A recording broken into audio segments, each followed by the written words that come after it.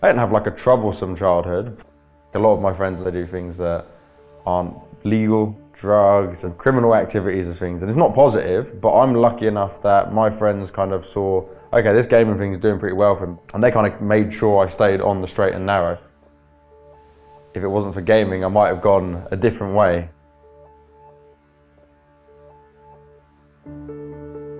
I'd always played games. I played like PlayStation from 94, 95, just always enjoyed like making competition out of things.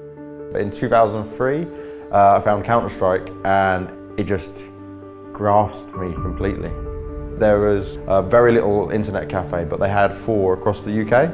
And the competition was basically, if you could win, then you would go across. At this point, we were skipping school to then go and play. We took part in this tournament, we won, and I came back with like £100. So it showed my mum. And at first, they thought like I'd been selling drugs or some stuff. And I'm like, no, honestly, I won this playing games. And that's when at least they started to think, okay, there's something more to it here. He's not just wasting his time. Then you have to come and think of the real world. So I went to college, and then I was just really lucky where Heaton hit me up, obviously an absolute legend in like Counter-Strike side of things. He was like, they need a marketing guy. And so they started teaching me marketing. So I was doing college, they taught me marketing, and then I ended up going to like a few of the big European events, taking photos, starting to do videos, starting to do like blogging things. I liked interviewing the top players because back then I was still playing. So I was like, oh God, I'm meeting like the guys who I look up to. All of this stuff really motivates me because it's like, if you've got the passion, you'll be willing to take it to the next level. And I just never lost focus of that. I didn't care what I was doing, as long as I was in esports, I'd apply myself to everything.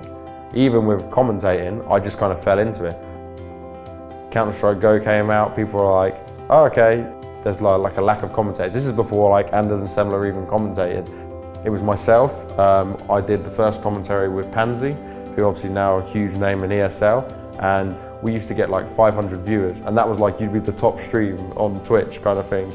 I'll jump into anything and try it, and I'll keep working hard at it, but passion is what 100% leads you, and I've just never lost that focus.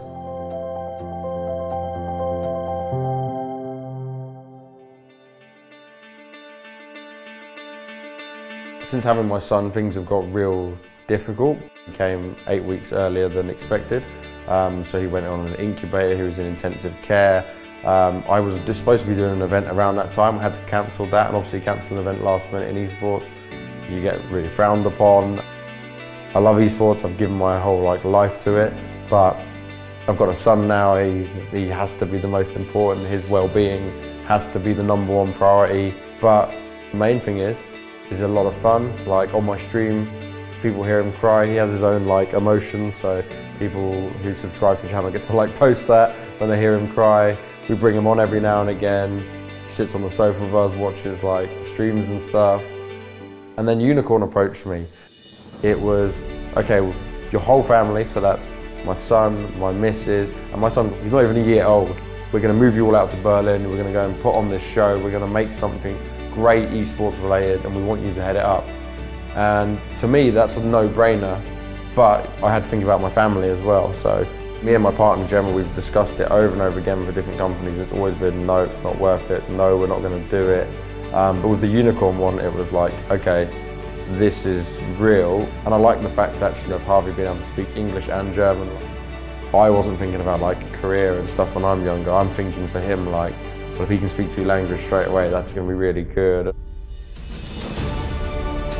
I plan with Harvey, I'm not going to force him into esports because I think that's probably the best way to put him off from it.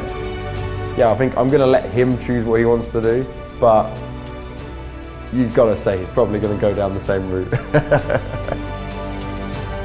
I want to see success of what we're building here at Unikrn, but also want to keep developing myself. Still be passionate, still make a difference to the people that are watching the show or watching the content I produce.